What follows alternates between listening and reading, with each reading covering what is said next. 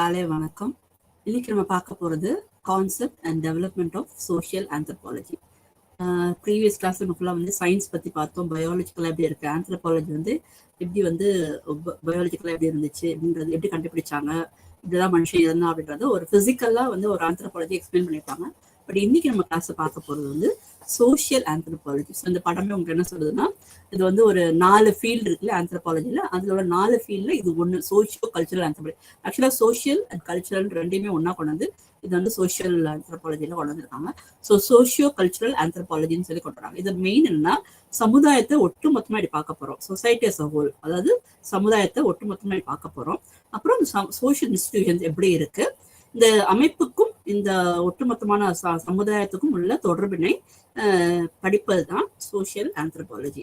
So இதுதான் இதை பார்க்குறீங்க. ஸோ இதெல்லாம் போட்டிருக்குன்னா, இந்த 4 பிரைமரி சப்ஃபீல்ட்ஸில் சோஷியல் கல்ச்சுரல் ஆந்த்ரோபாலஜி இருக்கு. அதோட ஃபோக்கல் பாயிண்ட் ஆஃப் இது என்னன்னா, சொசைட்டி அஸ் அ ஹோல், ஒரு சமுதாயத்தை பற்றி மொத்தமாக படிக்க போகிறோம். அது மட்டும் இல்லாமல் சோஷியல் இன்ஸ்டிடியூஷன்ஸ் எப்படி இருக்கு, இந்த அமைப்புகள் இருக்கு, இந்த சமுதாய அமைப்புகள் எப்படி இருக்கு, இன்ஸ்டிடியூஷன்ஸ் எப்படி இருக்கு, இதுக்கும் அதுக்குள்ள என்ன தொடர்பினை நம்ம எப்படின்றத பார்க்குறோம்.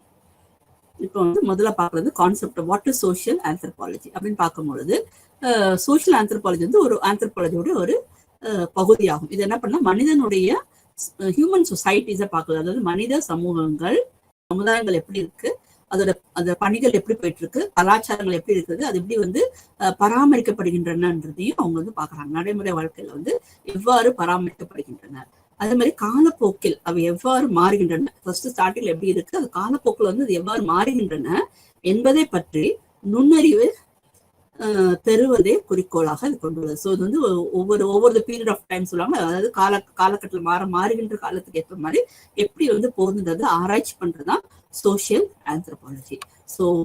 ஸோ சோஷியல் ஆந்த்ரோபாலஜின்றது பிரான்ச் ஆஃப் ஆந்த்ரோபாலஜி. இது என்ன ஸ்டடி பண்ணுதுன்னா, human societies, culture and development பத்தி ஸ்டடி பண்ணுது.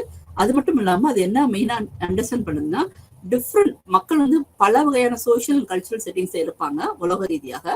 ஸோ அவங்கள பத்தி ஒரு முழுமையான ஒரு ஆய்வை எடுத்துக்கொள்வதுதான் இந்த சோஷியல் ஆந்த்ரோபாலஜி சொல்றாங்க.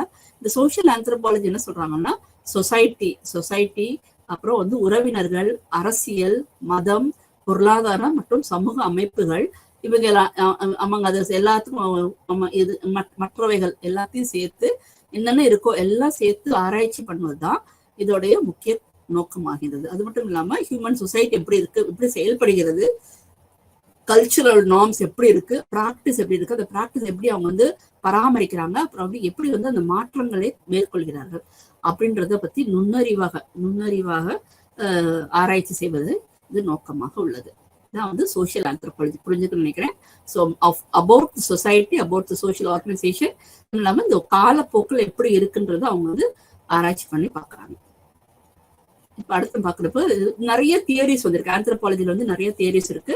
ஒன்று வந்து நோமோத்திக் எக்ஸ்பிளனேஷன், அதாவது அந்த காலத்துல வந்து நிறைய பேர் வந்து தியரிஸ் கொடுத்துருக்காங்க. அதாவது காலத்துக்கு ஏற்றவாது ஒவ்வொரு காலகட்டத்திலும் ஒரு தியரிஸ். இப்போ வந்து ஃபார் எக்ஸாம்பிள் கோவிட் வந்தப்ப, கோவிட்ல ஏதாவது ஒரு பிரச்சனை வரும்போது நம்ம கோவிடுக்கு ஏற்றாப்புல சில கொள்கைகள் மாத்திருப்போம். ஸோ அதுக்கு ஏற்றாப்புல சில விஷயங்கள் வந்திருக்கும்.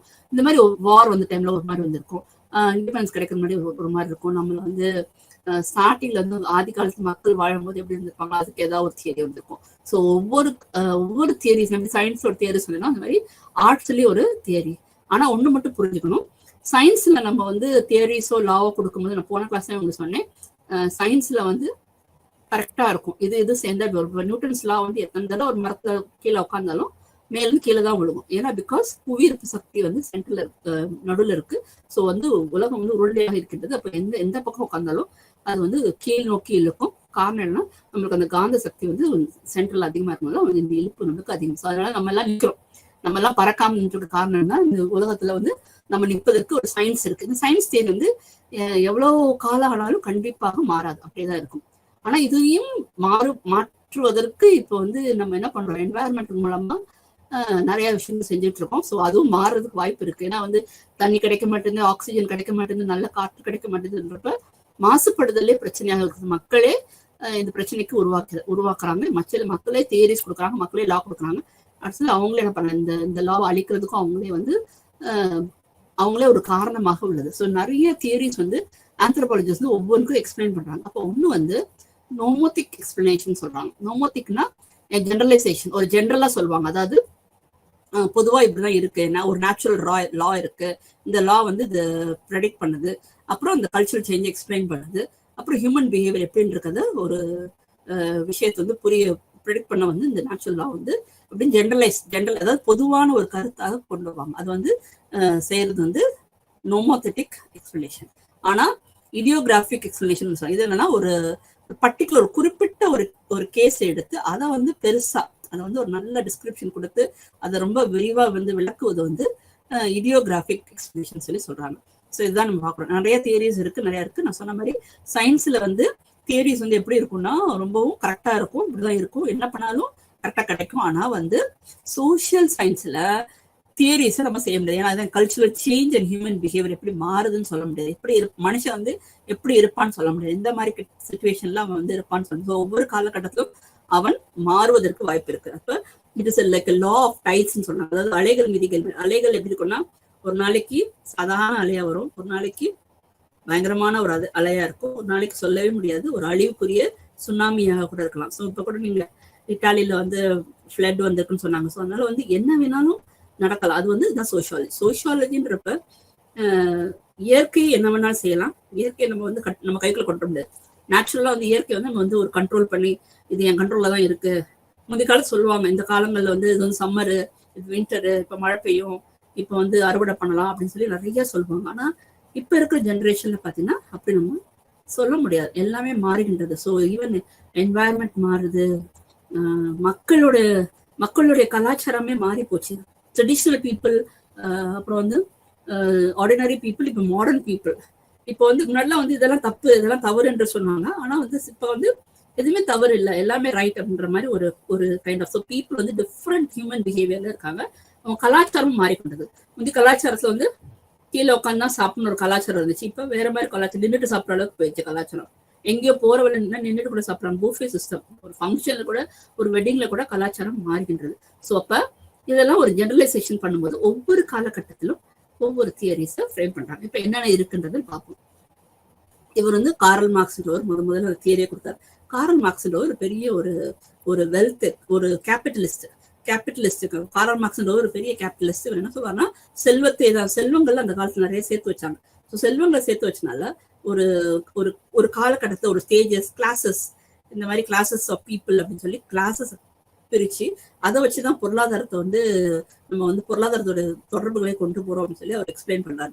அப்ப காரல் மார்க்ஸ் என்ன சொல்லுவாருன்னா தாஸ் கேபிட்டல்னு ஒரு ஆர்டிகல் கொடுத்தாரு. தாஸ் கேபிட்டல்னா வெல்த்ன்னு சொல்லி சொன்னார். தாஸ் கேபிட்டல்னா ஃபுல் ஆஃப் கேபிட்டல். என்னன்னா அவர் என்ன பண்ணுவாருன்னா ஒரு லா வச்சிருந்தாங்க, ஒரு விதி வச்சிருந்தாங்க. சமுதாயம் இப்படிதான் இருக்கும். என்ன பண்ணுவாங்கன்னா வேலை கொடுப்பாங்க, எக்ஸ்ப்ளாய்ட் பண்ணுவாங்க, லேபரர்ஸ் எக்ஸ்ப்ளாய்ட் பண்ணி அவங்ககிட்ட இருந்து நிறைய வேலை வாங்கி அவங்கள வந்து அவங்க மூலமா என்ன பண்ணுவாங்கன்னா லாபத்தை சம்பாதிக்க வைப்பாங்க. ஸோ இந்த மாதிரி தான் ப்ராஃபிட்டுக்கு ஒரு டெஃபினிஷன் கொடுத்துருப்பாரு. ஸோ எக்ஸ்ப்ளாய்டிங் த லேபரர்ஸ், அதாவது நிறைய வந்து வேலை சுரண்டல் பண்ணி அவங்ககிட்ட இருந்து குறைந்த கூலியை கொடுத்து அதிகமாக வேலை வாங்கி அவங்கள்ட்ட என்ன பண்ணாங்க, லாபத்தை சம்பாதிக்க ஆரம்பிச்சு. இப்படிதான் வந்து அந்த காலத்துல நிறைய இன்இக்வாலிட்டி இருந்துச்சு. ஸோ சோசியல் கான்ஃபிளிக்ட் இருந்துச்சு. இன்இக்வாலிட்டி பத்தி அவர் நிறைய சொல்லியிருப்பாரு. ஸோ இதுதான் காரல் மார்க்ஸ். அடுத்து வந்து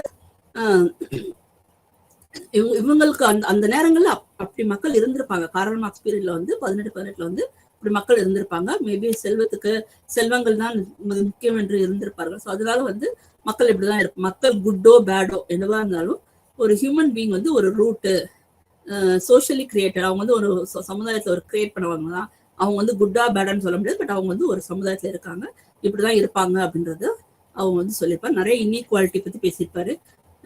நீங்க முன்னாடி அந்த காலத்துல பாத்தீங்கன்னா நிறைய லேபர் யூனியன், லேபர் ஸ்ட்ரைக் நிறைய நடந்துச்சு இல்லையா. ஸோ லேபர் ப்ரொடக்ஷன், லேபர் வந்து ரொம்பவும் வந்து டிஸ்கிரிமினேட் பண்ண ஆரம்பிச்சாங்க. அடிமைத்துவம் நிறைய வந்துச்சு, ஸ்லேவரி வந்துச்சு. ஸோ இந்த மாதிரி அந்த காலத்துல நிறைய இருந்துச்சு. ஸோ இதெல்லாம் வந்து அப்ப இருந்து வந்ததுனால இந்த மாதிரி தியரிஸ் எல்லாம் நிறைய வந்திருக்கும். அடுத்து வந்து மார்க்ஸ் வந்து என்ன சொல்றாருன்னா சோசியல் லைஃப்ன்றது ஒரு ரெகுலர், இந்த லா வந்து சோசியல் லைஃப்க்கு ஒரு ரெகுலர் பேட்டர்ன் இருக்கும், இப்படிதான் இருப்பாங்க அப்படின்னு சொல்லியிருப்பாரு. அதே மாதிரி இவரு சொல்றாரு. ரொம்ப ரிசர்ச்சர்ஸ் என்ன பண்ணாங்கன்னா ஒரு காலகட்டத்துல மக்கள் எப்படி இருந்தாங்கன்றத அவங்க மாற்றத்தை என்ன பண்ணலாம், ஒரு ப்ரெடிக்ட் பண்ணிக்கலாம், எப்படின்றத கண்டுபிடிச்சுக்கலாம் அப்படின்றத சொல்றாரு.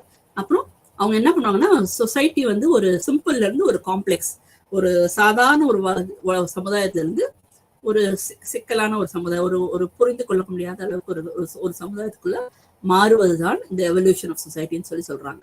ஸோ இந்த சொசைட்டி எப்படி மாறுது, அது மட்டும் இல்ல ரிலிஜன் வந்து இது வந்து ஒரு ரிலிஜனும் அண்ட் ஆர்ட்ஸ் இருக்குல்ல, இது ரெண்டு தான் ஒரு சோஷியலோடைய மெட்டீரியல் காசஸ்க்குள்ள காரணம் அப்படின்னு சொல்றாங்க. ஸோ ரிலிஜன் அந்த காலத்துல அந்த ரிலிஜன் வந்திருக்கும், அந்த கோவிலுக்கு போயிருப்பாங்க, அந்த சாமியை கும்பிட்டுருப்பாங்க.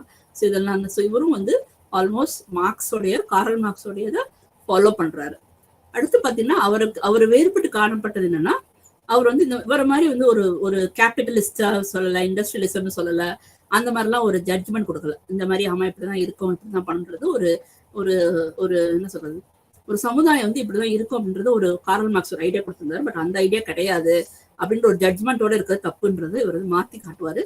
அது மட்டும் இல்லாம இவர் என்ன சொல்றாரு, ஒரு சமுதாயம் வந்து இப்படிதான் இருக்கும், அதுக்கு வந்து இன்னொரு டேர்ம்ல இருக்கு, சூயி ஜீனியஸ்னு ஒண்ணு இருக்கு. அது என்ன சொன்னா, a thing it's in itself, a thing in itself, அது அதுக்குள்ள அப்படியே தான் இருக்கும். ஸோ இது வந்து ஆர்கனைசேஷன் வந்து இது வந்து வேற காரணத்தினால நடக்கல, அதுக்குள்ளேயே அப்படி இருக்கிறதுனால அது மாறிக்கிட்டே இருக்கு. திங் இன் இட் செல்ஃப்னா அதுக்குள்ளே அது இருக்கு, அது இருக்கும்போது அது வந்து செயல்படுகின்றது அப்படின்றது சொல்றாரு. சொசைட்டி வந்து ஒரு ஆர்கானிசம் மாதிரி தான். ஆனா வந்து அது வந்து ஒரு கார்கன் மாதிரி தான் இருக்கு, ஒரு அமைப்பாக இருக்கிறது. ஆனா அதை சுத்தி செயல்படுறாங்க வேரியஸ் பார்ட்ஸ், மற்ற பார்ட்ஸ் எல்லாம் சேர்ந்து அதை வந்து நல்லா ஸ்ட்ரென்தன் பண்ணி கொண்டு போறதுதான் இந்த சொசைட்டி அப்படின்றது சொல்றாங்க. ஸோ சொசைட்டி அப்படின்னா அது ஒரு ஆர்கானிசம், அது மட்டும் இல்லாம அது various parts that R work together, அதை சேர்ந்து ஹெல்த்தியா அதை கொண்டு போறாங்களா, ஹோலா வந்து ஹெல்த்தியா கொண்டு போறதா ஒரு சமுதாயம் அப்படின்னு சொல்லி அவங்க பிலீவ் பண்றாரு. அடுத்து வந்து மேக்ஸ் வெபர் அப்படின்றவர், அவரு என்ன சொல்றாருன்னா மல்டிவேரியட் அப்ரோச். இவர் என்ன பண்றாருன்னா நிறைய விஷயங்கள்லாம் சேர்ந்து வந்து மல்டிவேரியட் அப்ரோச் தான் best way of explaining complex social. Complex social நிறைய மல்டிவேரியட்னா இது மட்டும் அது மட்டும் கிடையாது, எல்லாத்தையும் சேர்த்து போறது. இப்போ for example law of demand எடுத்துக்கணும், விலை குறைந்தால் தேவை கூடும், அந்த மாதிரி சில லா எல்லாம் இருக்கு. ஸோ அப்ப ஆனா வந்து அது மட்டும் எடுத்தோம்னா அது வந்து ஒரு சின்ன, ஆனா இப்ப அப்படி கிடையாது, விலை குறைஞ்சுன்னா அப்படி கிடையாது. இப்போ ஃபார் எக்ஸாம்பிள் நிறைய விஷயங்கள் இருக்கு, வருமானம் கூடும்போது நம்மளுடைய இது மாறும். அது மட்டும் இல்லாம இப்போ வந்து அதோட பதிலீட்டு பொருட்கள், இணை பொருட்களுடைய விலைகள் மாறும் பொழுது அதை சார்ந்துள்ள மற்ற பொருட்களுக்கு பாதிப்பு ஏற்படலாம், அதோட தேவைகள் குறையலாம் கூடலாம். ஸோ இதெல்லாம் பார்க்கும் பொழுது இது வந்து டிஃப்ரெண்டா தெரியுது. இது வந்து இன்னொன்னு சொல்றேன், இது அனாலிசிஸ் ஆஃப் யூரோப்பியன் கேபிட்டலிசம். வந்து யூரோப்பியனோட கேபிட்டலிசம் பத்தி சொல்லும்போது என்ன சொல்றாருன்னா, அந்த இன்வெஸ்ட்மெண்ட் முதலீடு செய்வது, அவங்களோட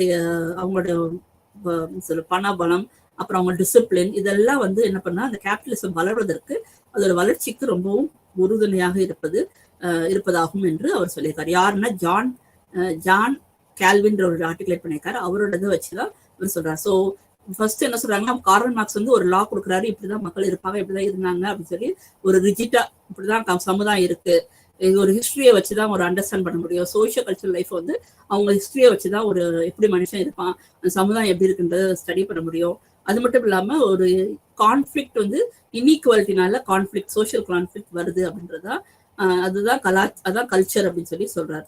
அப்பதான் அந்த நிறைய சொல்லல தாஸ் கேபிட்டல், இந்த மாதிரி நிறைய விஷயங்கள் எக்கனாமிக்ஸ் ரிலேட்டடா பார்க்கும்போது பொருளாதார ரீதியா வந்து எல்லாமே வந்து அவர் வந்து டிஃப்ரெண்டா அதை எக்ஸ்பிளைன் பண்ண வைப்பாரு. ஆனா அதுதான் ப்ராஃபிட்ன்றது ஒரு கைண்ட் ஆஃப் என்ன சொல்றது எக்ஸ்பிளனேஷன் கொடுத்துருக்காரு. ஆனா அது இல்லை அப்படின்னு சொல்லி இவர் என்ன பண்றாரு, எம்எல் வந்து அதை கொஞ்சம் மாற்றி அமைத்து சொல்ல, இல்லை அப்படி கிடையாது, சமுதாயம் வந்து இப்படிதான் இருக்கு, அது வந்து இதனால அப்படி கிடையாது, கான்ஃபிளிக்ட்னால கிடையாது, இன்இக்வாலிட்டினால கிடையாது, பொருளாதார அசெட்ஸ் அப்படியே இருக்கிறதுனாலதான் அப்படி இருக்கு.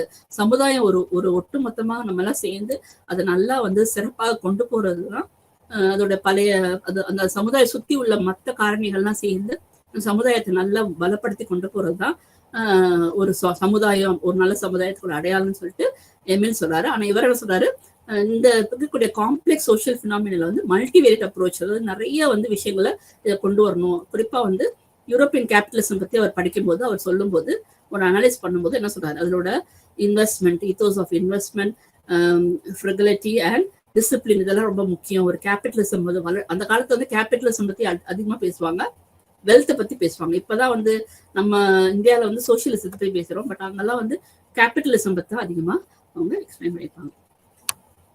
அதே மாதிரி பாத்தீங்கன்னா ஏர்லி ஆந்த்ரோபாலஜிஸ்ட் தியரியில வந்து நிறைய விஷயங்கள் இருக்கு. அதாவது கல்ச்சர் டைவர்சிட்டி எப்படி இருக்கு, கல்ச்சர் சேஞ்ச் எப்படி இருக்குன்னு அண்டர்ஸ்டாண்ட் பண்றதுக்கு 5 டிஃப்ரெண்ட் இது இருக்கு. ஒன்னு வந்து unilinear cultural evolution, diffusion, historical particularism, functionalism, structural functionalism சொல்லிட்டு அதை வந்து 5ஆ பிரிக்கிறாங்க இந்த கல்ச்சரை, தியரிஸ் ஆஃப் கல்ச்சர். ஸோ அதுலதான் ஒண்ணு வந்து இயர்லி ஃபவுண்டேஷன் எப்படி இருக்குன்னா, சமூக மாண்பு வந்து 19ஆம் நூற்றாண்டில் தோன்றியது. இது வந்து நான் முன்னாடியே சொல்லியிருக்கேன். 19th செஞ்சுரியிலே வந்து இது தோன்றப்பட்டது. மெயினா பாத்தீங்கன்னா எட்வர்ட் பர்னட் டெய்லர்ன்ற ரொம்ப நீங்க மறக்கக்கூடாத ஒரு ஆள் வந்து டெய்லர் தான் வந்து முதல்ல வந்து இந்த கல்ச்சுரல் சோசியல் எல்லாம் கொண்டு வந்திருக்காரு. அது மட்டும் இல்ல, லெவிஸ் ஹென்ரி மார்கன் லான்னு படிச்சிருப்பீங்க எங்கேயாவது. இந்த மார்கன் லா என்ன சொல்லுன்னா, அவர் தான் வந்து அந்த காலத்துல வந்து எப்படி வந்து பாமர மக்களா இருந்தாங்க, பழங்குடி மக்களா இருந்து எப்படி வந்து ஒரு நல்ல ஒரு குடிமகனாக மாறுறாங்க, அந்த பிரிமிட்டிவ்ல இருந்து ஒரு சிவிலைஸ்ட் ஸ்டேஜஸ்க்கு எப்படி மாறுறாங்க, அதாவது பழமையான முதல் நாகரிக நிலைகளுக்கு சமூகங்களின் பரிணாமத்தை புரிந்து கொள்வதே ஆர்வமாக இருந்தனர். இதுதான் அவங்க ரொம்ப முக்கியம். அவங்க வந்து எப்படி இருந்தாங்க, அது மட்டும் இல்லாம அவர்கள் பணி பல்வேறு கலாச்சாரங்களை ஒப்பிட்டு ஆய்வுக்கு அடித்தளமாக அமைந்தது அப்படின்னு சொல்லி சொல்றாங்க. அப்ப இது எப்படி இருந்தாங்க, மக்கள் வந்து எப்படி வந்து ஆதி காலத்துல இருந்து இப்ப வரைக்கும் எப்படி வந்திருக்காங்க, பழங்குடி மக்கள் எப்படி இருந்தாங்க, பழைய காலத்துல எப்படி இருந்தாங்க, இப்ப எப்படி இருக்காங்க, அவங்க வந்து இப்ப சிவிலைஸ்ட் ஆயிட்டாங்க, பிரிமிட்டிவ் டு சிவிலைஸ் ஸ்டேஜஸ். இதை இது ரெண்டையும் ஸ்டடி பண்றதுதான் எவல்யூஷன் ஆஃப் சமுதாயம் எப்படி வந்து உருவாக்கப்பட்டது, எவல்யூஷன் ஆஃப் சொசைட்டியை ஸ்டடி பண்றது. அந்த பிரிமிட்டிவ்ல இருந்து சிவிலைஸ் ஸ்டேஜஸ் அவங்க மாறுறதை பத்தி படிச்சவங்க 2 பேர் யாருன்னா டெய்லர் அண்ட் லெவிஸ். இவங்க 2 பேர் சேர்ந்தா இதை பத்தி அதிகமா சொல்லியிருக்காங்க. ஸோ அடுத்ததுல பாத்தீங்கன்னா உங்களுக்கு அது பிக்சர்ஸ் கூட கொடுத்துருப்பேன். இந்த கல்ச்சரல் ப்ராக்ரஸ் எப்படி இருக்கு, அது மட்டும் இது எட்வர்ட் டெய்லர்ன்றவர் வந்து என்ன பண்ணுங்க, ரிலீஜியஸ் டெவலப்மெண்ட், அதாவது மத ரீதியாக எப்படி வந்து அவங்க வந்து கொண்டு வந்திருக்காங்க அப்படின்றத பாக்குறோம். அது மட்டும் இல்லாம இவர் ஹென்ரி லெவிஸ் மார்கன்றவர், இவர் தான் மார்கன் லா கொடுத்தவர். என்னன்னா கல்ச்சரல் டெவலப்மெண்ட் ஆன் ஸ்கேல் கொடுத்திருக்காரு. From savagery to barbarism to civilisation. எப்படி வந்து இது வந்து அந்த காலத்து மக்கள் வந்து பேசக்கூட தெரியாம வாழ்ந்திருப்பாங்க. அப்படி இருக்கும்போது அதுல இருந்து அடுத்து வந்து மரத்தை வெட்டி மரமே வாழ்க்கைன்னு வாழ்ந்து இருக்கிற கிடைக்கக்கூடிய வைல்டு பிளான்ஸ் எல்லாம் எடுத்து அதை வச்சு அவங்க என்ன பண்ணாங்க, சமைச்சு அவங்க சாப்பிட்டு அவங்க குடியிருப்பாங்க. கடைசியில வந்து ஒரு நல்ல குடிமனாக மாறி சிவிலைசேஷன் ஆகுது. ஸோ இந்த மாதிரி இந்த ஸ்டேஜஸ் போகுது இல்லையா, இந்த ஸ்டேஜஸ் தான் யூனிலினியர் கல்ச்சரல் ரிவல்யூஷன்ஸ். இதை கொண்டு வந்தவங்க யாருன்னா இவங்க 2 பேர் தான். யாருன்னா Edward B Tylor and Henry Lewis Morgan. இதை நீங்க மறக்கக்கூடாது. எப்பயுமே ஸ்கில்ஸ்ல ஏதாவது ஜெனரல் நாலேஜ் கொஸ்டின் கேட்டா கூட கல்ச்சரல் டெவலப்மெண்ட் யார் கொண்டு வந்தா, சோசியல் ஆந்த்ரோபாலஜி ரொம்ப இன்சிஸ்ட் பண்ணி கல்ச்சர்ன்ற வார்த்தை அதிகமா கொண்டு வந்தவர் இவர் தான், மார்கன்றவர். ஸோ டெய்லர் இவங்க எல்லாம் வந்து டெய்லர் வந்து ரிலீஜியஸா டெவலப்மெண்ட் கொண்டு வந்து சொல்றாரு. கல்ச்சர் எப்படி வந்துச்சுன்னா ரிலீஜியஸா வந்து சொல்றாரு. பட் மார்கன் வந்து இந்த மாதிரி சொல்றாரு, இந்த மாதிரி அவங்களோட வாழ்க்கை எப்படி இருந்துச்சு, எப்படி மாறிச்சு, இதுதான் ஒரு எவல்யூஷன் சொல்லி சொல்றாங்க. அப்போ வந்து இதுல வந்து சோசியல் எவல்யூஷன் வந்து என்ன சொல்றாங்கன்னா சீரியஸ் ஸ்டேஜஸ் தானே சொல்லல. இந்த மாதிரி இந்த ஆதி காலத்து மக்கள் வந்து இப்போ வரைக்கும் எப்படி இருக்காங்க, இதை வந்து நிறைய எத்னோசென்ட்ரிக் பயஸ் வந்து நிறைய பேர் வந்து கிரிட்டிசைஸ் பண்ணிருக்காங்க. என்னன்னா கண்டிப்பாக இது வந்து உண்மை கிடையாது. இப்ப நம்ம நடைமுறை வாழ்க்கையில நம்ம பார்க்க முடியாது, இது மாதிரிலாம் யாருமே கிடையாது. இப்ப ரொம்ப மாடர்னைசேஷன், சிவிலைசேஷன்ல இருந்து இப்ப மாடர்னைசேஷன் ஆயிடுச்சு. ஸோ நவீனமயமாக்குதல் ஆயிடுச்சு. அப்படின்றப்ப எப்படி போறாங்க. அதே மாதிரி டிஃப்யூஷனிசம் நீங்க படிக்கும்போது பாப்பீங்க. டிஃப்யூஷனிசம் சொல்லும் போது என்னன்னா, அதாவது என்னன்னா ஒரு கலாச்சாரம் வந்து ஒரு அட்வான்ஸ் எக்கானமில இருந்து ஒரு லெஸ் அட்வான்ஸ் சொசைட்டிக்கு மாறுவது. ஒரு அட்வான்ஸ் சொசைட்டி என்ன பண்ணுன்னா அந்த லெஸ் அட்வான்ஸ் சொசைட்டிக்கு அவங்களோட கலாச்சாரத்தை புகுத்துவதாகும். ஸோ அவங்ககிட்ட அவங்க எடுத்து அவங்க அதை ஃபாலோ பண்ணுவாங்க. ஸோ இது வந்து ஸ்ப்ரெட் ஆகிறது தான் டிஃப்யூஷனிசம் சொல்லுவாங்க. ஆனா இந்த கிரியேட்டிவிட்டி, அதாவது strict diffusionism afforded virtually no role. அங்க வந்து கிரியேட்டிவிட்டியோ இன்னோவேஷனோ அடாப்ஷன் கல்ச்சர்லாம் கிடையாது. இதெல்லாம் ரொம்ப ஸ்ட்ரிக்டா இருக்கும். ஆனா வந்து இந்த ரெண்டுமே, இந்த யூனிலீனியர் அண்ட் டிஃப்யூஷன் ரெண்டுமே பாத்தீங்கன்னா அதிகமாக வந்து எத்னோசென்ட்ரிக்காவும் ரேசிசம் இருக்கிறதுனால இதை வந்து அதிகமா வந்து வரவேற்கத்தக்கதாக இல்லை அப்படின்னு சொல்லி சொல்றாங்க. அடுத்தது பிரிட்டிஷ் சோசியல் ஆந்த்ரோபாலஜி. ஸோ இவங்க என்ன சொல்றாங்கன்னா, பிரிட்டிஷ்ல உள்ள ஒரு பேர் வந்து இதுக்கு முன்னாடி சொன்னது எவல்யூஷன் ஆந்த்ரோபாலஜி. ஸ்டார்டிங்ல எப்படி இருந்துச்சு, ஏர்லி ஃபவுண்டேஷன் எப்படி இருந்துச்சு, எவல்யூஷனரி ஆந்த்ரோபாலஜி எப்படி இருந்துச்சு, இப்போ வந்து British social anthropology. British social ஆந்த்ரோபாலஜில வந்து இவர் தான் யார் ஃபர்ஸ்ட்னா இந்த ப்ரோனிஸ்லா மால்னுஸ்கி வந்து இவர் தான் முதல் ஃபவுண்டர். இந்த ஃபங்க்ஷனலிசம்ன்றவரை ஃபங்க்ஷனலிசம்னா என்னது, எப்படி செயல்படுகிறது, எப்படி ஒரு பொருளாதாரம் வந்து செயல்படுவதாகும் அப்படின்றத பாக்குறது. ஸோ ஃபங்க்ஷனலிசம், நல்லா ஃபங்க்ஷனலிசம் இப்படிதான் இருந்தாங்க. மக்கள் வந்தாங்க, மரத்தை வெட்டினாங்க, மரத்து மேல ஏறினாங்க, பழத்தை பறிச்சாங்க, சாப்பிட்டாங்க, அப்படியே போற வழில கிடைக்கிற மிருகங்களை வந்து ஹண்ட் பண்ணுவாங்க, அப்படியே சாப்பிட்டு போயிட்டணும் அப்படின்றத சொல்லி கொடுத்தாரு. பட் இவர் என்ன சொல்றாரு, ஒரு ஃபங்க்ஷனலிசம் சொல்லி அடுத்து கொண்டு வர்றாரு. So cultural develops in response to individual human needs. மனுஷனுடைய தேவைக்கேற்ற மாதிரி தான் கலாச்சாரங்கள் மாறுகின்றது. ஸோ இவர் என்ன சொல்றாருன்னா, ஸ்டடி த நீட்ஸ், அதாவது சமூக மானுடல் நிறுவிய பெருமைக்குரிய இந்த பெருமைக்குரிய இந்த பேர் 2 பேர் சொன்ன ஆகியவரின் பங்களிப்புடன் சமூக மானுடல் குறிப்பிடத்தக்க திருப்பத்தை எடுத்தது. அவர்கள் பரிணாமம் கோட்பாட்டிலிருந்து செயல்படுவதற்கு கவனம் செலுத்தினர் அப்படின்னு சொல்லி சொல்றாங்க. அதுல மெயினா பாத்தீங்கன்னா செயல்படுவதில் எப்படின்னா, அவங்க எப்படி செயல்படுகிறார்கள், கலாச்சாரங்கள் அவற்றின் சொந்த உரிமையில் படிக்க வேண்டியதன் அவசியத்தை வலியுறுத்தியது. அதாவது என்ன சொன்னாங்கன்னா, அவங்க வந்து அவங்க சொந்த உரிமை என்ன இருக்குன்றத அவங்க கலாச்சாரத்துல, அதாவது அவங்களுக்கு தேவை என்னன்றத அவங்க சொந்த உரிமை, அவங்க தேவையை படிக்கிறத பத்தி ஸ்டடி பண்றதுதான் சோசியல் கலாச்சாரம், ஸ்டடி ஆஃப் கல்ச்சர் அப்படின்னு சொல்லுவாங்க. ஸோ அவங்களோட சொந்த உரிமை, அப்புறம் எப்படி அவங்க டிஃப்ரெண்ட் சமுதாயத்துல, பல வகையான சமுதாயத்துல எப்படி வந்து அவங்களுடைய பணிகள் இருக்கின்றது, அப்புறம் இந்த சோசியல் ஆர்டர் எல்லாரும் சேர்ந்து ஒட்டுமொத்தமாக ஒரு என்ன சொல்றது, ஒரு நல்வழிக்கு கொண்டு வந்து எல்லாரும் ஒற்றுமையாக இருப்பது. ஸோ இதெல்லாம் வந்து ஒரு ஒருங்கிணைத்து கொண்டு வந்தா என்னது ஃபங்க்ஷனலிசம் சொல்றது. ஃபங்க்ஷனலிசம் அப்படின்றது ஒரு மனுஷனுடைய தேவை, அவனுக்கு வேண்டிய ரைட், அவன் ஓன் ரைட், அவனோட தேவை, அவனோட உரிமைகள், சமூக உரிமைகள் அவனுக்கு என்ன இருக்கு, அவன் சொந்த உரிமைகள் என்ன இருக்குன்றத நன்கு தெரிந்திருந்து அதை பற்றி தெரிவதுதான் கல்ச்சர்னு சொல்றாங்க.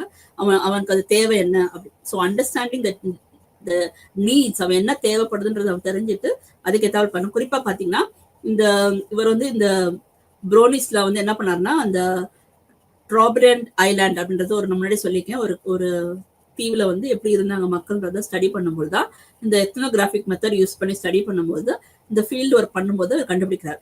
இந்த மாதிரி வந்து மக்கள் வந்து தன்னோட தேவைக்காக மாறுகிறார்கள். ஸோ ஒரு தேவைக்காக இப்படி வர்றாங்க, தேவைக்காக ஒரு அமைப்பை கொண்டு வராங்க, தேவைக்காக ஒரு சமுதாயத்தை கொண்டு வராங்க, தேவைக்காக ஒரு என்ன சொல்றது, ஒரு விதியை கொண்டு வருகிறார்கள். ஸோ ஒரு கட்டுப்பாட்டுக்குள்ள போறாங்க. இது இப்படிதான் இருக்கணும் அப்படின்றத ஒரு கட்டுப்பாட்டுக்குள்ள போறாங்க. ஸோ ஃபர்ஸ்ட் நம்ம பார்த்தது வந்து ஏர்லி ஃபவுண்டேஷன் சொன்னேன். அடுத்து வந்து எவல்யூஷனரி ஆந்த்ரோபாலஜினா என்னன்னு சொன்னேன். அடுத்தது பிரிட்டிஷ் சோசியல் ஆந்த்ரோபாலஜினா என்னன்னு சொன்னேன். ஸோ ஃபங்க்ஷனலிசம் பத்தி கொண்டு வந்தவர் தான். அடுத்து வந்து ஸ்ட்ரக்சர், இதுல வந்து இன்னொன்று ஃபங்க்ஷனலிசம், ஸ்ட்ரக்சரல் ஃபங்க்ஷனலிசம்.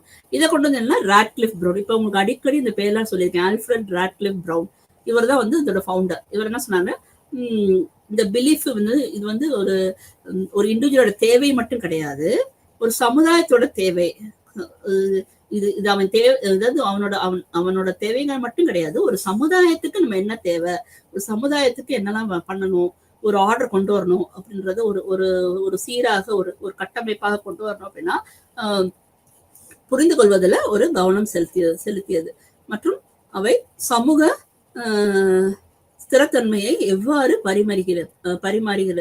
பரிமாறிக்கிறது அப்படின்றத பத்தி ஸ்டடி பண்றாங்க. ஸோ சோசியல் ஸ்டெபிலிட்டி, அதாவது எப்படி ஒரு சமுதாயம் இருக்கணும், இந்த சமுதாயம் வந்து எப்படி வந்து ஒரு ஸ்டேபிளா, அதாவது நிலையாக இருக்க வேண்டும்ன்றத எக்ஸ்பிளைன் பண்றாங்க. இதுல குறிப்பா நீங்க என்ன பாத்தீங்கன்னா, யுனைடெட் ஸ்டேட்ஸ்ல இங்க பாத்தீங்கன்னா தெரியும், யுனைடெட் ஸ்டேட்ஸ்ல வந்து இதை வந்து ஃபர்ஸ்ட் வந்து ஆந்த்ரோபாலஜிஸ்ட் வந்து யுனைடெட் ஸ்டேட்ஸ்ல எப்படி சொன்னாங்கன்னா கல்ச்சர்னு சொல்றாங்க. கல்ச்சுரல் ஆந்த்ரோபாலஜிஸ்ட் கொண்டது யுனைடெட் ஸ்டேட்ஸ். முதல்ல யுனைடெட் ஸ்டேட்ஸ் தான் என்ன பண்ணுச்சு, கல்ச்சுரல் ஆந்த்ரோபாலஜிஸ்ட் கொண்டது.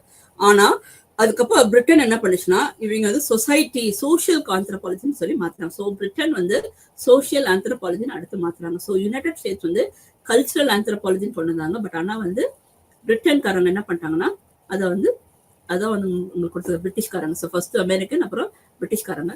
ஸோ இதுல பாத்தீங்கன்னா இந்த Boasians United States and the functionalist and structural functionalist of Britain all emphasis ethnographic field work. இவங்க எல்லாருமே எத்னோகிராஃபிக் ஃபீல்டு ஒர்க்கு தான் அதிக முக்கியத்துவம் கொடுத்து போறாங்க.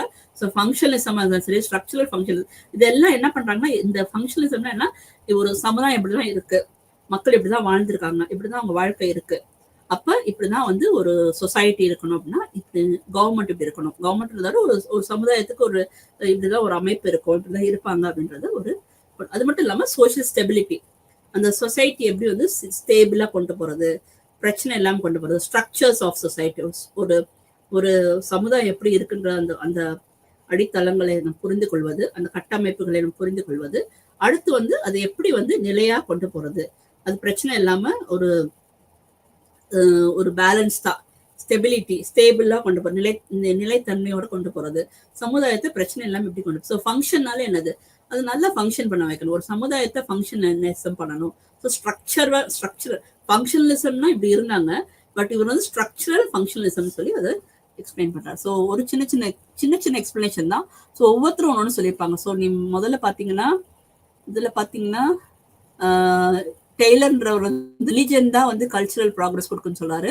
மார்கன்றவர் ஒரு ஸ்கேல் வச்சு இப்படிதான் இதுல இருந்து பழங்குடியில இருந்து எப்படி இப்ப நவீனமா மாறினாங்க, இப்ப மக்கள் வந்து எப்படி சிவிலைஸ்டா மாறுறாங்கன்றத சொல்லியிருக்காரு.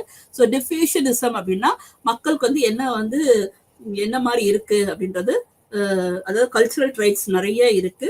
அது வந்து ஒரு அட்வான்ஸ்ல இருந்து ஒரு லெஸ் அட்வான்ஸ் சொசைட்டிக்கு மாறி வருவதுதான் டிஃப்யூஷனிசம் அப்படின்னு சொல்லி சொல்றாங்க.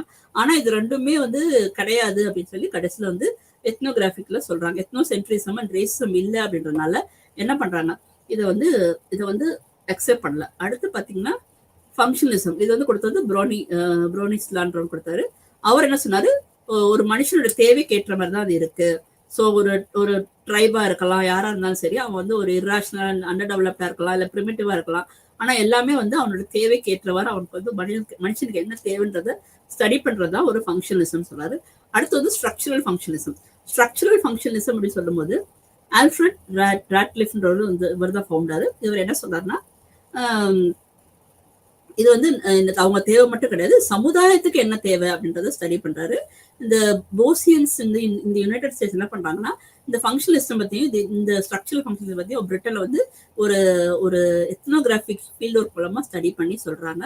அதுபடி பார்க்கும்போது யுனைடெட் ஸ்டேட்ஸ் பொறுத்த வரைக்கும் அவங்க வந்து எம்பசைஸ் கல்ச்சரல் ரொம்ப அதிகமா கல்ச்சுரல் ஆந்த்ரோபாலஜின்னு கொண்டு வந்திருக்காங்க. ஆனா வந்து பிரிட்டன்காரங்க அதை என்ன பண்ணாங்கன்னா சோசியல் ஆந்த்ரோபாலஜி, சொசைட்டி தான் அப்படின்னு சொல்லி சோசியல் ஆந்த்ரோபாலஜின்னு மாற்றி அமைச்சிருக்காங்க.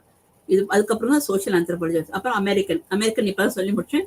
ஸோ பிரான்ஸ் போஸ் இவர் தான் ஃபவுண்டர். எதுக்குன்னா இவர் வந்து ஒவ்வொரு கல்ச்சரும் வந்து ஒரு யூனிக்கா இருக்கு, ஹிஸ்டரியும் கான்டெக்டும் காட்டுறது வந்து ஒரு தனித்துவம் வாய்ந்ததா இருக்கிறது அப்படின்னு சொல்லி ஒரு எக்ஸ்பிளனேஷன் கொடுக்குறாரு.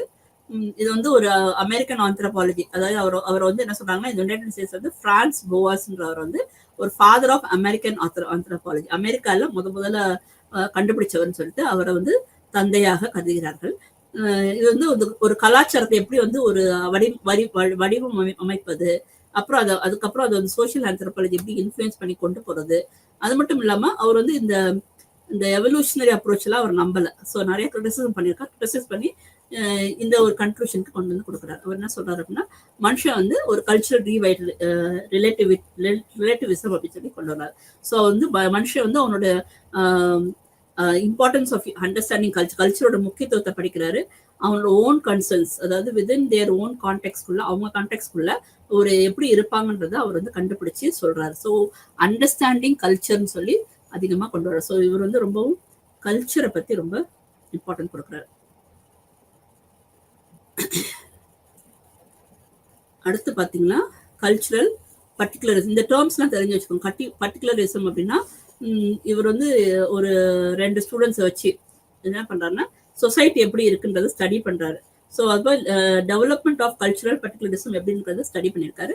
So that is what cultural particularism. எப்படி ஒரு கலாச்சாரம் இருக்கு, எப்படி இருக்கும் அப்படின்றத ஒரு கருத்தை உருவாக்குகிறார்கள். இது கலாச்சார தனித்துவத்தின் வளர்ச்சிக்கு வழிவகுத்தது அப்படின்னு சொல்லி சொல்றாங்க. ஸோ இதுதான் வந்து கல்ச்சுரல் பர்டிகுலரிசம். கல்ச்சர் எப்படி இருக்குன்றத ஸ்டடி பண்றாங்க. இது யார் பண்ணாங்கன்னா போவாஸோட ஸ்டூடெண்ட்ஸ் 2 பேர், ரூத் அண்ட் மார்கரெட் ஸ்டடி பண்ணிருக்காங்க.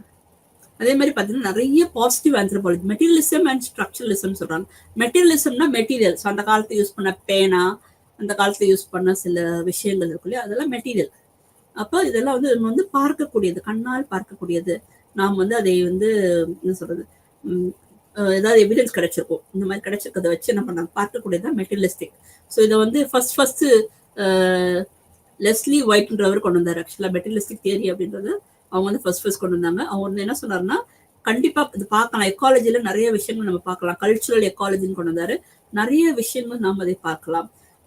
எப்படி பீப்புள் வாழ்ந்தாங்க, எப்படி பீப்புள் அந்த நேச்சுரல் என்வாயர்மெண்ட்ல எப்படி பீப்புள் வந்து அடாப்ட் ஆனாங்க, எப்படி இன்ட்ராக்ட் பண்ணாங்கன்றத பார்க்கலாம். அது மட்டும் இல்லாமல் மெட்டீரியல் ஆஸ்பெக்ட்ஸ் வந்து கல்ச்சுரல் சேஞ்ச் எப்படி இருந்துச்சு அந்த காலத்துல இருந்து இப்போ வரைக்கும் அப்படின்றத அவங்க பார்க்குறாங்க. அதே மாதிரி சோஷியோ பயாலஜின்னு சொல்றாங்க. Human drive from evolution advantage to genetic சர்வைவலுக்கு எப்படி இருக்குன்றத ஸ்டடி பண்றாங்க. அதே மாதிரி கல்ச்சுரல் சேஞ்ச் எப்படி இருக்குன்றதையும் பார்க்குறாங்க. ஸோ இதெல்லாம் தான் அதில் வந்து மெட்டீரியலிசம்.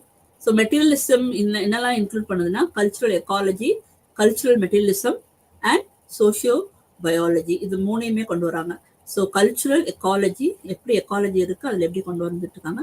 மெட்டீரியலிசம்னா எப்படி இருந்துச்சு அப்போ, ஃபார் எக்ஸாம்பிள் வந்து ஹியூமன்ஸ் வந்து use unconscious cost benefit analysis of cultural benefit towards economically rational needs. அதாவது காஸ்ட் பெனிஃபிட் அனாலிசிஸ் யூஸ் பண்ணி மார்வின் ஹாரிஸ்ன்றவர் யூஸ் பண்ணி என்ன பண்றாரு, எப்படி இருந்தாங்க அப்படின்றத ஸ்டடி பண்றாரு. அது மட்டும் இல்லாம how and why particular society developed the way it did should be drawn out னு சொல்லலாம். அதாவது எப்படி மக்கள் இருந்தாங்க, அவங்க பிஹேவியர் எப்படி இருந்துச்சு, அவங்க இன்ஸ்டிடியூஷன் எப்படி சர்வ் பண்ணுச்சு, அவங்க எப்படி பெனிஃபிட் ஆனாங்க, இந்த மாதிரி சில விஷயம் மெட்டீரியல் வச்சு, கல்ச்சுரல் மெட்டீரியல் வச்சு எப்படி இருந்தாங்க. So culture is driven by the material, ecological and economic adaptation humans make அப்படின்றது. ஸோ இதை வச்சு தான் அவங்க ஸ்டடி பண்றாங்க. ஸோ பாசிட்டிவ் ஆந்த்ரோபாலஜில வந்து மெட்டீரியலிசம் அண்ட் ஸ்ட்ரக்சரலிசம் ரெண்டுமே கொண்டு வராங்க. இதுதான் ஸோ மெட்டீரியல் அப்படின்னு சொல்லும் போது இதெல்லாம் வருது. நான் மெட்டீரியல்னு சொன்னா என்ன வரும் அப்படின்னா ரிலிஜன், லாங்குவேஜ், இதெல்லாம் நான் மெட்டீரியல். மற்ற விஷயங்கள்லாம் வந்து நான் மெட்டீரியல்னா கண்ணால பார்க்கக்கூடாது. அந்த காலத்துல அவங்க யூஸ் பண்ண சில கருவிகள் இருந்துக்கலாம், சில விஷயங்கள் இருந்துக்கலாம். இதெல்லாம் வந்து இப்போ புஸ்தகங்கள் கூட கிடைச்சிருக்கலாம், இல்லை சில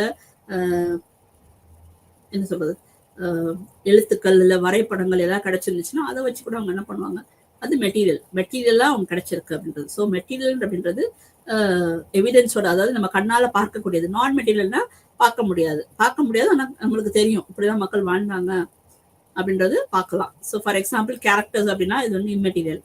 அவன் வந்து உண்மையிலே வந்து நல்ல மார்க் எடுத்திருக்கானா அப்படின்னா மார்க் வச்சு பார்த்துடலாம். ஸோ சில விஷயங்களுக்கு கண்ணால பார்க்க முடியாது, சில விஷயங்களை பார்க்க முடியாது. ஸோ இதெல்லாம் அதுல அடங்கி உள்ளது. ஸோ மெட்டீரியலிசம் என்னெல்லாம் சொல்றாங்கன்னா இந்த இதுல வந்து கல்ச்சுரல் எக்காலஜி பார்க்குறோம், சோஷியோ பயாலஜினா மனுஷன் எப்படி இருந்தாங்க அப்படின்றத ஃபுல்லா பார்க்கறது. ஸோ அவங்க ஜெனட்டிக்ல எப்படி இருந்தாங்க, எவல்யூஷன் இருந்து இப்போ வரைக்கும் எப்படி இருக்காங்க, ஜீன் எப்படி இருக்கு, மனுஷன் வந்து அந்த காலத்துல எப்படி இருந்தான், எப்படி இருந்தான், இப்போ எப்படி இருக்கான், இப்போ எப்படி அவன் சர்வைவல் எப்படி இருக்கு, இப்போ வந்து ஜெனட்டிக்ஸ் என்ன, ஸோ அதை வச்சு டிஎன்ஏ மூலமா கண்டுபிடிச்சு கொண்டு வர்றது. அடுத்து பார்த்தீங்கன்னா கல்ச்சுரல் மெட்டீரியலிசம், கல்ச்சர் எப்படி இருக்கு, அவங்க கலாச்சாரம் எப்படி இருக்கு, எக்கனாமிக்கலா அவங்க எப்படி இருக்காங்க, ஸோ அவங்க பேசிக்கலா வந்து அவங்க மக்கள் வந்து எப்படி வாழ்ந்தாங்க, எப்படி இருந்தாங்க, எப்படி சர்வ் பண்ணாங்க, அந்த அமைப்புகள்லாம் எப்படி அவங்களுக்கு இருந்துச்சு, என்ன பிலீஃபோட இருந்தாங்க, என்ன பிஹேவியரோட இருந்தாங்க.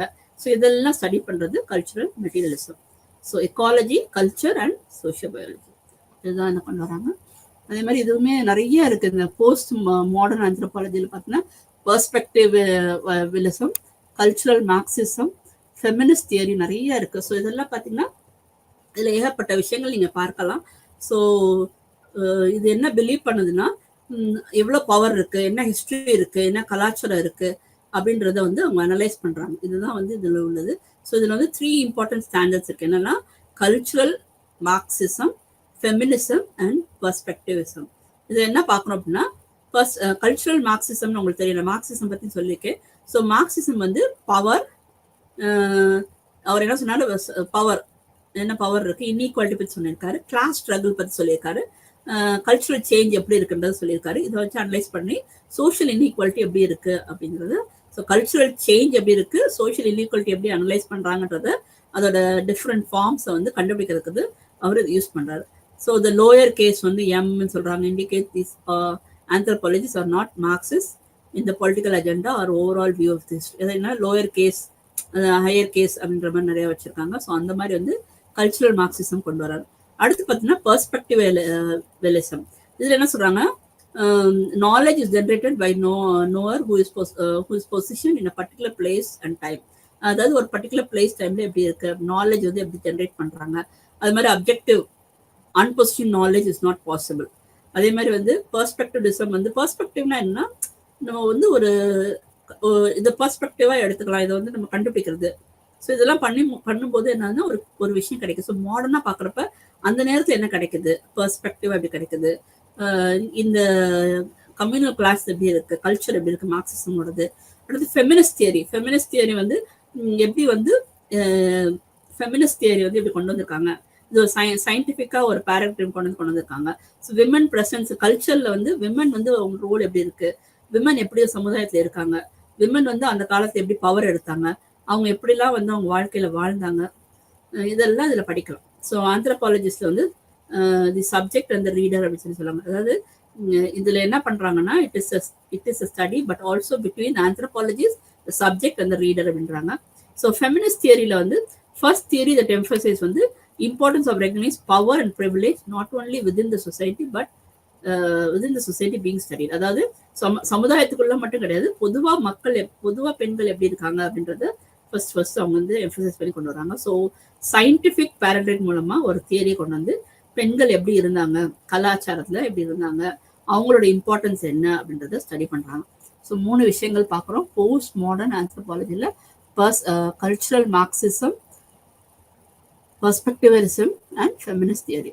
அடுத்து பார்த்தீங்கன்னா ஸ்ட்ரக்சரலிசம் அப்படின்றது என்னன்னா, இதை வந்து human biology specifically brain structure, அதாவது பிரெயின் ஸ்ட்ரக்சரை வச்சு டிரைவ் பண்றாங்க கல்ச்சர். இப்போ வந்து சோஷியாலஜில வந்து நிறைய விஷயம், சைக்காலஜி பார்த்தீங்கன்னா நீங்க ஒண்ணுமேல ஒரு சின்ன எக்ஸாம்பிள் சொல்றேன். எக்கனாமிக்ஸே சைக்காலஜி வருது. எப்படின்னா ஒரு மனுஷன் எப்படிதான் இருப்பான், திடீர்னு பார்த்தா விலை குறைஞ்சுன்னா தேவை கூட வேகமா போய் வாங்க ஆரம்பிப்பான். நிறைய விலை குறைஞ்சுன்னா தேவை இருக்கோ இல்லையோ அவன் போய் வாங்க ஆரம்பிச்சிருவான். ஸோ இந்த மாதிரி நிறைய விஷயங்கள், இதுக்கு வந்து இந்த விதிக்கு விதி விலக்கெல்லாம் இருக்கு. லாட் ஆஃப் என்ன சொல்ற எக்ஸப்ஷன்ஸ் டு லான்னு இருக்கு, லா ஆஃப் டிமாண்ட்ல நிறைய இருக்கு. ஸோ இது எல்லாமே அவங்க வந்து ஸ்டடி பண்ணி கொண்டு வந்துட்டு இருக்காங்க. அப்ப இந்த ஸ்பெஷலி பிரெயின் ஸ்ட்ரக்சர், பிரெயின் எப்படி இருக்கும் டக்குன்னு வந்து ரெஸ்பாண்ட் பண்ணும். இப்போ நம்ம பிரெயின் யூஸ் பண்ணுறதால மார்க்கெட்டிங்கே பண்ணிட்டு இருக்காங்க. இப்போ எப்படி நம்ம வந்து திடீர்னு பார்த்தா நம்ம வந்து ஃபேஸ்புக்கில் உட்காந்து எதாவது நோண்டிட்டு இருந்தோம், ஏதாவது சம்திங் பார்த்துட்டு இருந்தோம்னா டக்குன்னு என்ன பண்ணுறோம், ஓகே இந்த மாதிரி மக்கள் இந்த மாதிரி எல்லாம் ஆசைப்படுறாங்க, உடனே என்ன பண்ணுவோம், நம்ம ஏதாவது ஒரு ப்ராடக்ட்டை பற்றி பார்த்துட்டு இருந்தோம்னா உடனே அந்த ப்ராடக்டாக நிறைய வர ஆரம்பிக்கும். ஸோ நம்ம பிரெயினை வச்சு ஸ்டடி பண்ணிடுவாங்க. ஸோ அந்த காலத்தில் வந்து ஹியூமன் பயாலஜியில் வந்து ஸ்பெசிஃபிக்கலி பிரெயின் ஸ்ட்ரக்சர் வந்து கல்ச்சர் வந்து டிரைவ் பண்ணுது. பிரெயின் இப்படி இருந்தால் அவங்க கல்ச்சர் இருக்கு, அவங்களுக்கு இருக்குல்ல நாங்கள்லாம் இப்போ இந்த மாதிரி கலாச்சார மக்கள் நாங்கள் இந்த மாதிரி தான் செய்வோம் அப்படின்னு சொல்லி அவங்க பிரெயின் அவங்க என்ன சொல்லுதோ இந்த பிரெயின் ஸ்ட்ரக்சரை வச்சு அவங்க பண்ணுறாங்க. So human brain is structured by rule of opposition.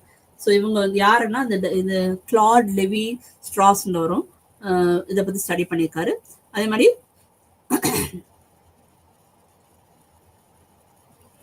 அவங்க வந்து என்ன பண்ணாங்க, மித்துனா நடக்குமா நடக்காதான்னு தெரியல, அந்த மாதிரி ஒரு மித்து. அதே மாதிரி art, work of arts, myth, work of arts, literature. அது மட்டும் இல்லை more and uncovering and mapping the structure that can found with them. அவங்களுக்குள்ள உள்ள எது கவர் ஆகலை, எது வந்து மேப்பிங் ஆகலைன்றதெல்லாம் அவங்க ஸ்டடி பண்ணுறாங்க. அதான் இங்கே கொடுத்துருக்கேன். ஸோ இந்த மிட் 20th சென்ச்சுரியில் பார்த்தீங்கன்னா கிளாட் லெவி ஸ்ட்ராஸ்ல ஒரு ஸ்ட்ரக்சரலிசம் பற்றி கொண்டு வராரு. A theory that focused on universal patterns எப்படி இருக்கு of thought, மனுஷனோட தாட் எப்படி இருக்கு, மனுஷன் எப்படி திங்க் பண்றான், அவன் அதனால அவன் கல்ச்சர் எப்படி வந்து சமுதாயத்துல மாறப்படுகிறது, அதெல்லாம் ஸ்டடி பண்றான். அதாவது மித், இது வந்து மனுஷனுடைய மூளை வந்து ஒரு மித்தா தான் இருக்கு, இவன் எந்த நிமிஷத்துல என்ன பண்ணுவான்னு சொல்ல முடியாது. அதே மாதிரி அந்த உறவினர்கள் சொந்தக்காரங்கள்லாம் இருக்கும்போது உறவின் அமைப்புகள் எப்படி இருக்கு, இதெல்லாம் இந்த அமைப்பை பார்க்கறது இதெல்லாம் இன்ஃப்ளூயன்ஸ் ஆகுதா இல்லையான்றது எல்லாமே வந்து இந்த மித்து, உறவுகள், அவங்களோட மற்ற பல வழக்கங்கள் எல்லாமே வந்து அவனுடைய பிரெயினோடைய இதை பொறுத்து இருக்கு. ஸோ மனுஷன் வந்து எந்த மாதிரி திங்க் பண்றான், யூனிவர்சல் பேட்டர்ன் வந்து எப்படி கொண்டு வர்றது, ஒரு கல்ச்சர்னா எப்படி இருக்குன்றதை கொண்டு வரதுக்கு வந்து அவங்க அதை யூஸ் பண்றாங்க. So human brain specifically brain structure drives கல்ச்சர்னு சொல்லி கொண்டு வராங்க.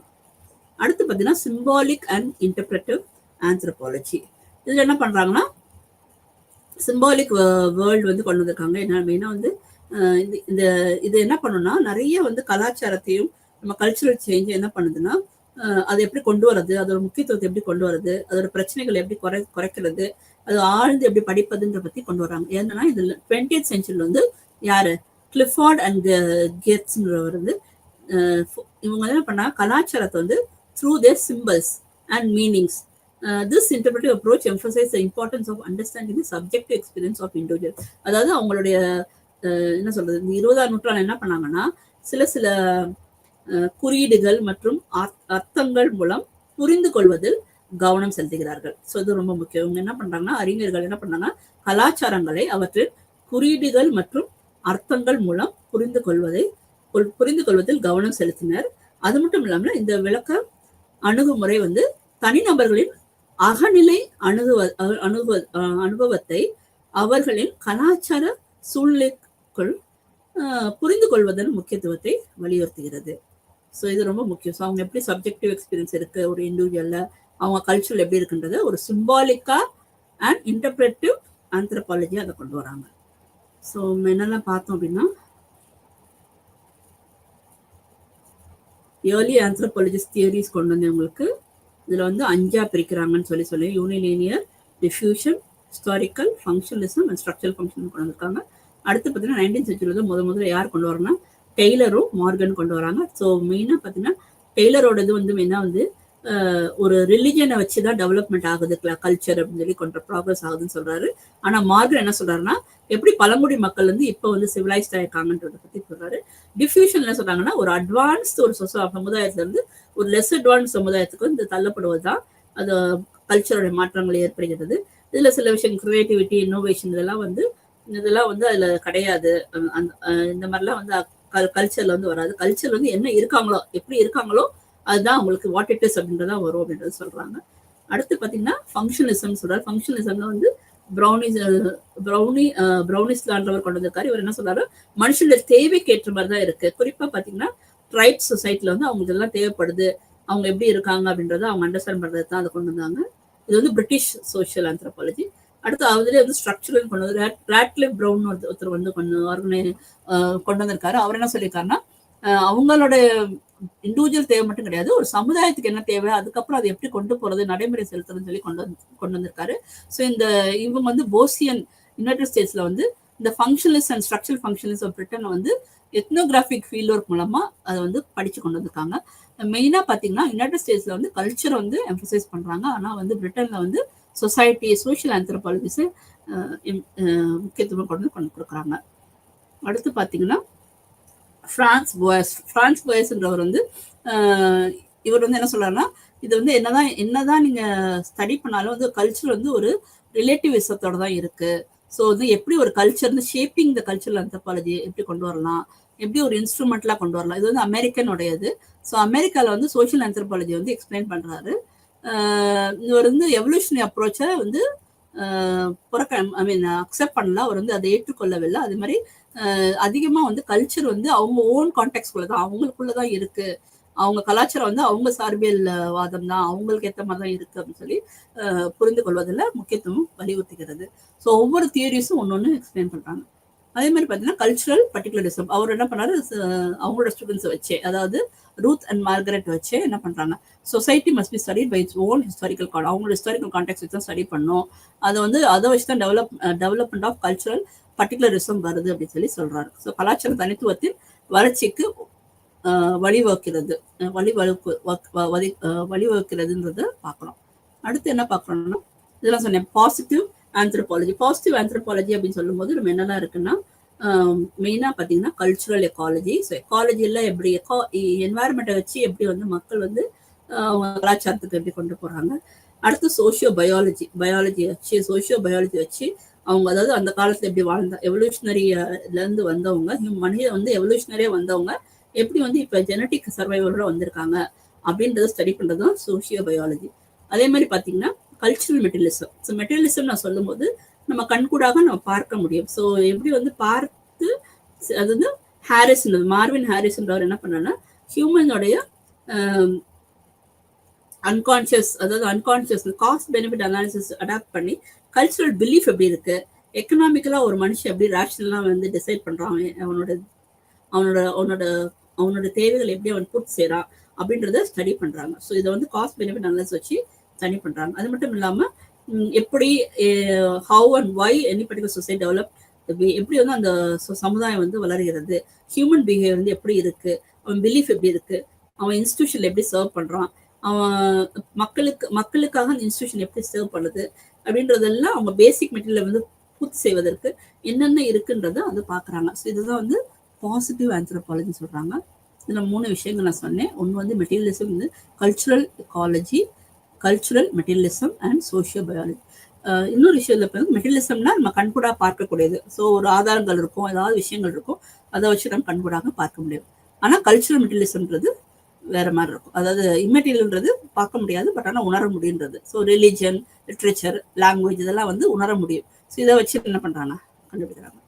அடுத்து அதே மாதிரி நான் சொன்னேன் போஸ்ட் மாடர்ன் ஆந்த்ரோபாலஜி. இதுலயும் 3 விஷயங்கள் சொன்னேன். ஒன்று வந்து கல்ச்சுரல் மார்க்சிசம், அடுத்து வந்து பெர்ஸ்பெக்டிவலிசம், ஃபெமினிஸ்ட் தியரிஸ் சொல்லியிருக்கேன். சரியா? இதுல சில விஷயங்கள்லாம் தமிழாக்கம் கொஞ்சம் இதா இருக்கு. ஸோ நீங்க கொஞ்சம் தமிழ்லையும் ஆங்கிலத்திலையும் கொஞ்சம் பார்த்துக்கோங்க. அடுத்து வந்து பாத்தீங்கன்னா போஸ்ட் வார் டெவலப்மெண்ட்ஸ்ல என்ன மாதிரி இருந்துச்சுன்னா ஸ்ட்ரக்சரலிசம் கொண்டு வந்தாங்க. அதாவது மெயினா வந்து ஸ்பெசிஃபிக்கலா ஹியூமன் பிரெயின் வச்சு தான் வந்து ஒரு கல்ச்சர், ஹியூமன் பயாலஜில வந்து ஸ்பெசிஃபிக்கலி பிரெயின் ஸ்ட்ரக்சர் வச்சு தான் கலாச்சாரம் கொண்டு வந்து. இதை கொண்டு வந்து யாருன்னா கிளாட் லெவி ஸ்ட்ராஸ்ன்றவர். இதெல்லாம் முதல்ல வந்து இன்ட்ரடியூஸ் பண்றாரு. இவர் வந்து ஒரு மித் எப்படி இருக்கு, இந்த மித்துனா என்ன சொல்றது, கட்டுக்கதைகள் மற்றும் உறவினர் அமைப்புகளில் எப்படி இருக்குன்றது, இந்த கின்ஷிப் வந்து எப்படி இருக்கு அப்படின்னு சொல்லி இதை வந்து இந்த பணி குறிப்பாக செல்வாக்கு செலுத்தியது. ஸோ இதை வந்து குறிப்பா வந்து இது 2 தான். ஸோ கட்டுக்கதைகள் எப்படி இருக்கு, இல்லைன்னா வந்து அதோட அமைப்புகள், அந்த உறவினர்கள் எப்படி இருக்காங்க, இதெல்லாம் பார்த்து ஸ்டடி பண்றது தான் அதோட இதுன்னு சொல்லி சொல்றாரு. யாரு? கிளாட் லெவி ஸ்ட்ராஸ்ன்றவர். ஸோ ஒவ்வொருத்தரோட ஆர்த்தர் இருக்கு, அந்த ஆர்த்தர் சொல்லி நீங்க எக்ஸ்பிளைன் பண்ணணும். அதே மாதிரி சிம்பாலிக்ன்றது அதே மாதிரி தான். சிம்பாலிக் அண்ட் இன்டர்பிரேட்டிவ் ஆந்த்ரோபாலஜின்றது கொண்டு வந்திருக்காங்க. ஸோ இதுவும் வந்து ஒரு சிம்பலைஸ் பண்ணி கொண்டு வந்து அவங்க வந்து ஒரு சப்ஜெக்டிவ் எக்ஸ்பீரியன்ஸ், அவர்களின் கலாச்சார சூழ்நிலைகளுக்கு புரிந்து கொள்வதனை முக்கியத்துவத்தை வலியுறுத்துகிறது. ஸோ எப்படி இருந்தாங்க, அவங்களுடைய அணுகுமுறைகள் எப்படி இருந்துச்சு அப்படின்றத பாக்குறோம்.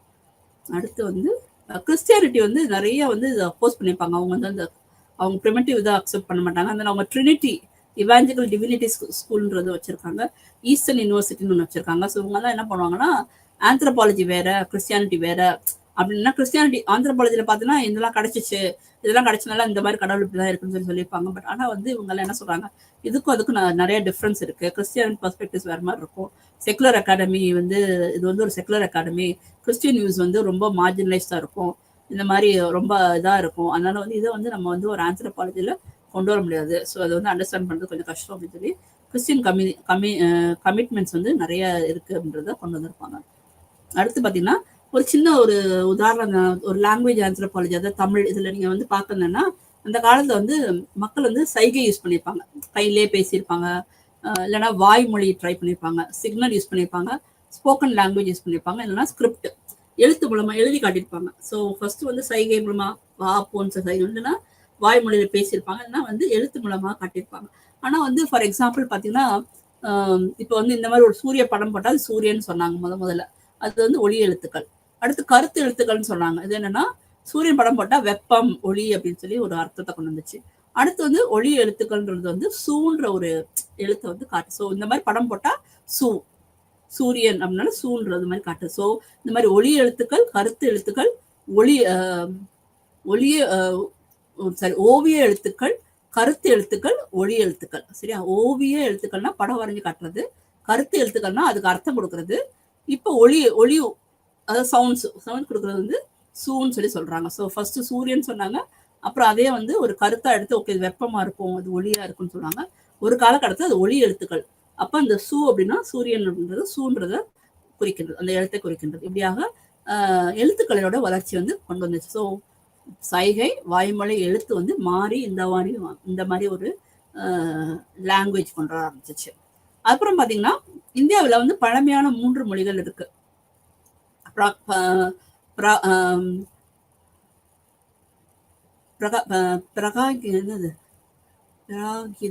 பிராகிருதம், பாலி மற்றும் சமஸ்கிருதம் அப்படின்னு சொல்லி 3 மொழிகள் உள்ளது. ஸோ இந்த 3 மொழிகள் என்ன பண்றாங்கன்னா சமணம், அதுல வந்து அந்த காலத்துல வந்து எல்லாமே வைதிக மதம்னு சொல்லி கொண்டு வந்தது. அதுல வந்து சமணம், பௌத்தம், ஆசிவகம் அப்படின்னு சொல்லி கொண்டு வந்திருக்காங்க.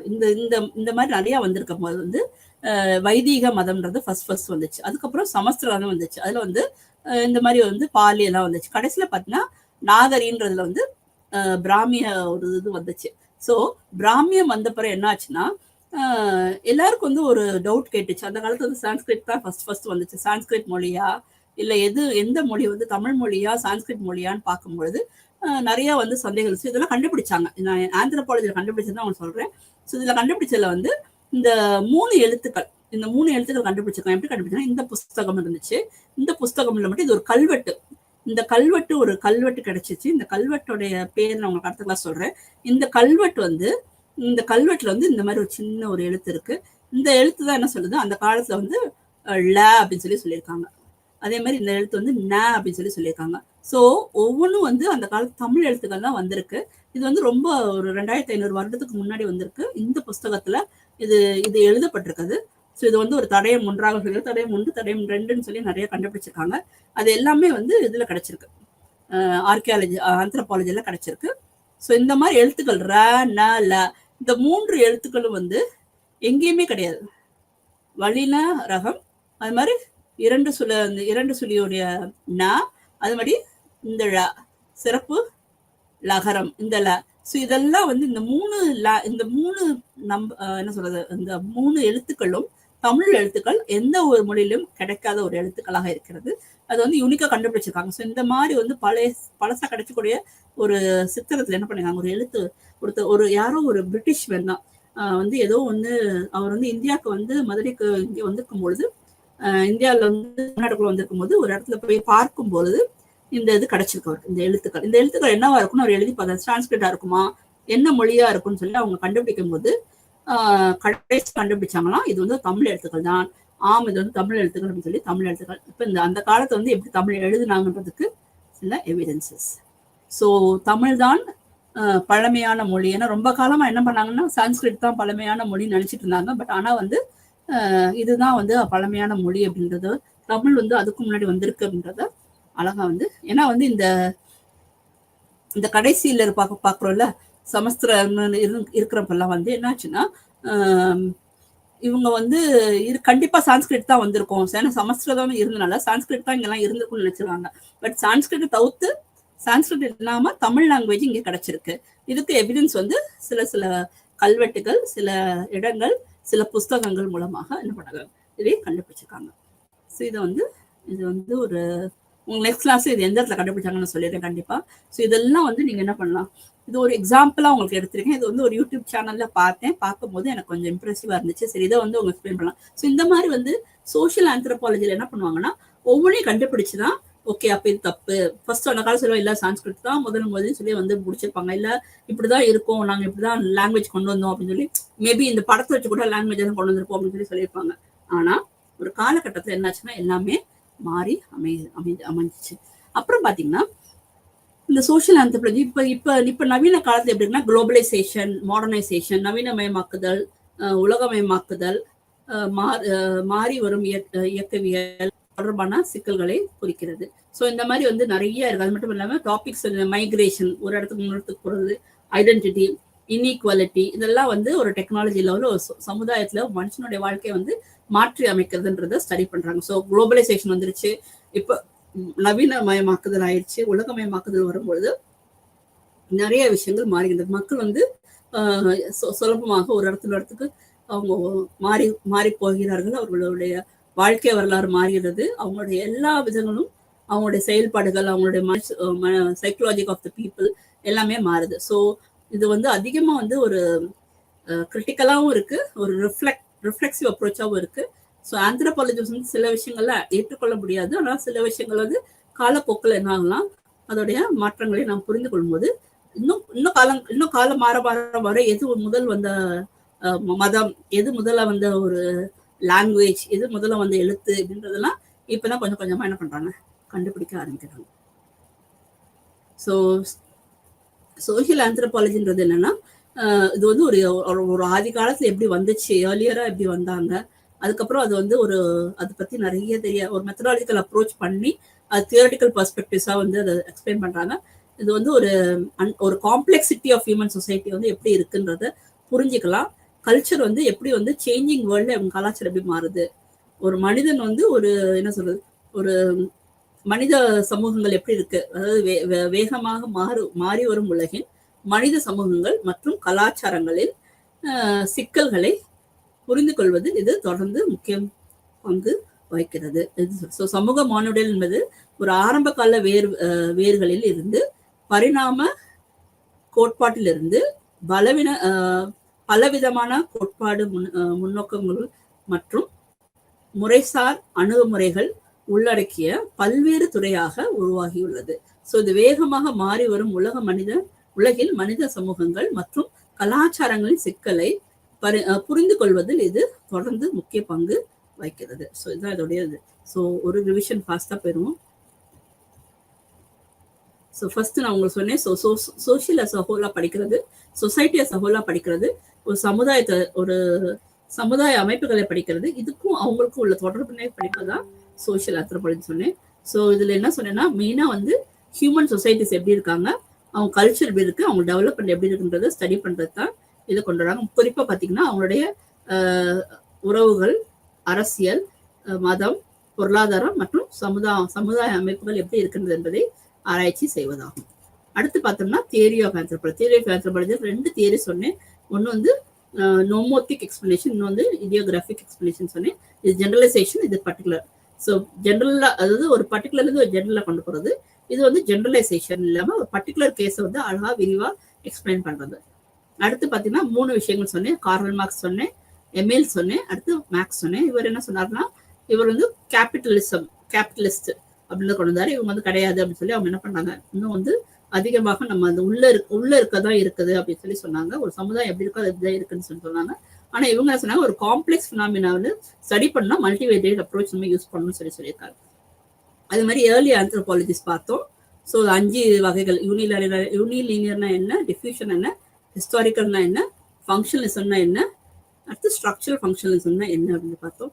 ஸோ இதுல ஒன்று வந்து ஏர்லி ஃபவுண்டேஷன்ல வந்து யார் 2 பேர் முக்கியமான, டெய்லரும் மார்கன் ரொம்ப முக்கியமானவங்க. ஸோ அவங்க வந்து என்ன பண்றாங்க, பிரிமிட்டிவ்ல இருந்து எப்படி சிவிலைஸ்டா மாறுறாங்க. அதாவது டெய்லர் என்ன சொல்றாங்கன்னா, ரிலிஜனை வச்சுதான், ரிலிஜனுடைய டெவலப்மெண்ட்டை வச்சுதான் என்ன பண்றாங்க, ஒரு கல்ச்சர் எப்படி இருக்குன்றத சொல்றாங்கன்னு சொல்றாங்க. ஆனா ஹென்ரி மார்கன் என்ன சொல்றாங்கன்னா, இந்த மாதிரி இந்த 3 வகை ஆதி காலத்துல இருந்து மக்கள் இப்ப எப்படி வந்து சிவிலைஸ் ஆயிருக்காங்கன்றத எக்ஸ்பிளைன் பண்றாரு. டிஃப்யூஷனிசம் வந்து அட்வான்ஸ்ட் கல்ச்சர் சொசைட்டில இருந்து லெஸ் அட்வான்ஸ் சொசைட்டிக்கு அது மாறி கொண்டு வரதா சொல்றாங்க. அடுத்து பாத்தீங்கன்னா ஃபங்க்ஷனலிசம்னா என்னன்ற சொன்னேன். ஸோ ஃபங்க்ஷனலிசம் மெயினா வந்து தேவைக்கு ஏற்றவாறு. அடுத்து ஸ்ட்ரக்சர்னு சொன்னதுன்னா அவங்க தேவை மட்டும் கிடையாது, சமுதாயத்துக்கு என்ன தேவைன்றதை அவங்க கொண்டு வராங்க. குறிப்பா பாத்தீங்கன்னா யுனைடெட் ஸ்டேட்ஸ் வந்து அதிகமா கல்ச்சரை பத்தி சொல்றாங்க, ஆனா இவங்க வந்து சொசைட்டி பத்தி அதிகமா சொல்றாங்க. ஸோ இதுதான் நீங்க தெரிஞ்சுக்கணும். இந்த மாதிரி historical particularism and post modern anthropology பத்தி பார்த்தோம். அது மாதிரி போஸ்ட் வார் டெவலப்மெண்ட் ஸ்ட்ரக்சரலிசம்னா என்னன்னு பார்த்தோம். சிம்பாலிக் அண்ட் இன்டர்பிரேட்டிவ் ஆந்த்ரோபாலஜினா என்னன்னு பார்த்தோம். ஸோ இதெல்லாம் நீங்க என்ன தெரிஞ்சுக்கணும் அப்படின்னா, எப்படி வந்து சோஷியல் கல்ச்சர் வந்து எப்படி மாறுச்சு. கடைசியா ஒரு எக்ஸாம்பிளோட உங்களுக்கு நான் முடிச்சேன், லாங்குவேஜோட முடிச்சேன். ஸோ இந்த கிளாஸ் உங்களுக்கு புரிஞ்சுக்கணும்னு நினைக்கிறேன். Thank you so much.